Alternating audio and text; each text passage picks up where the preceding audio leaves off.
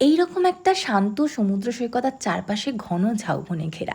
বাঘ ভাল্লুকের দেখা হয়তো সত্যি পাবে না, তবে লোকাল মানুষজন বলে রাতের বেলা নাকি শিয়াল আসে। তবে খাওয়া দাওয়ার ব্যাপারটা কিন্তু একদম নিশ্চিত করতে পারি, কারণ লাঞ্চে পেয়ে যেতে পারেন টাটকা কাঁকড়া, পমফ্রেট কিংবা চিংড়ি মাছের ঝাল। থাকা খাওয়া সব মিলিয়ে মোটামুটি জনপ্রতি ন্যূনতম খরচা হতে পারে ১৩০০ টাকা।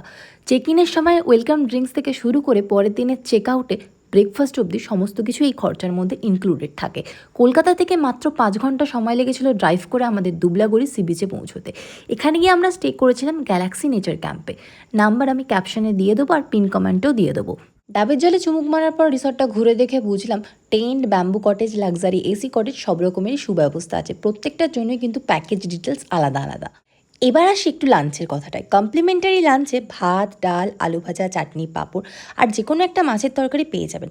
মাটন বা কাঁকড়া চাইলে কিন্তু আলাদা করে অর্ডার করতে হবে। ইভিনিং স্ন্যাক্সে কিন্তু চা আর ভেজ পকোড়াটা কমপ্লিমেন্টারি। তবে তোমরা যদি চিংড়ি কিংবা চিকেনের কোনো বারবিকিউ খেতে চাও তাহলে ওনাদের আগে থেকে বলে অর্ডার দিতে হবে কিন্তু।